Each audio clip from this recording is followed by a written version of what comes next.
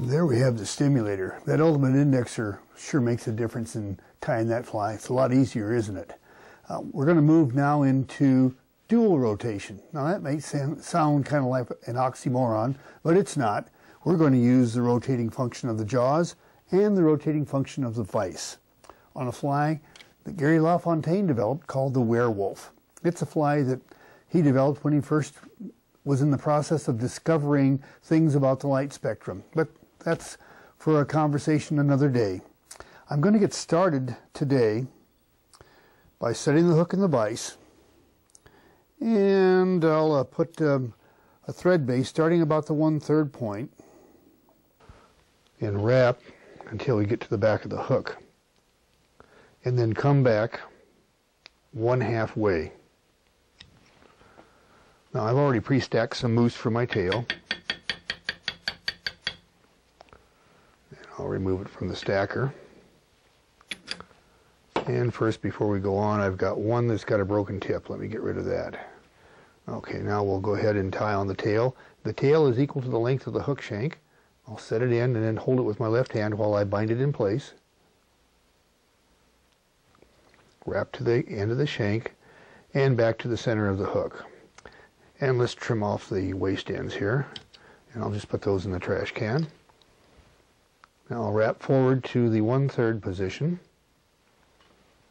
and I have some pre-stacked calf tail hair that I'll use for the wing.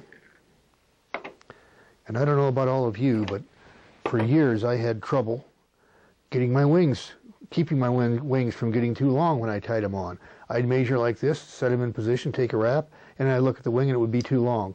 And then I discovered this little trick. And what I do is place the hair, too long of course, on my side of the vise, and take 2 loose turns, and then I'll pull it to length until I can see where it is, and then I take a hard turn, which is the thread torque positions the hair on top of the hook shank, and then I always get my wings the right length. And another thing you want to do is get a nice blend of the hair from the wing and the tail, lay the scissors in along the shank, pull back on the hair, and cut it. And what that does is make a very steep cut, and you'll get a nice blend of the two hairs, so that you get a nice taper to the body as well. See, you're going to have a real nice taper in there. You won't have a big old lump to try to cover up with a bunch of dubbing, which doesn't work anyway. All right, now I'm going to stand up that wing material with a clump of thread. Now another thing I've had trouble with for years, and this is one of the things that really shines about the vise, is that it can be moved to make dividing that wing hair very, very, very easy. I'll take 1/4 of a turn on the vise and 1/4 of a turn on the jaws, so I can look straight down on the wing hair. Let me show it from your perspective, and after I've divided the wings, and I'll give you a look at how we maneuver the vise. But your perspective is now you're looking down on the wing fibers, so you have a chance to see where they're evenly divided. Well, I've got to get it back over here so I can divide it evenly myself, but I can just kind of work back and forth between the 2 clumps until they look the same.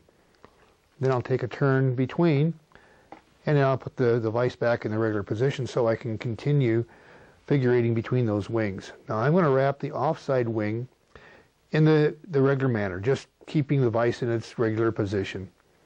And I'll anchor that wing in place.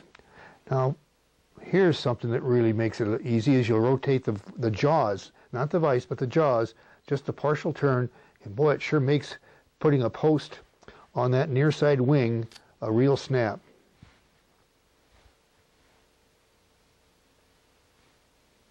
Think about that for parachutes or something like that, which we'll talk about on the next fly.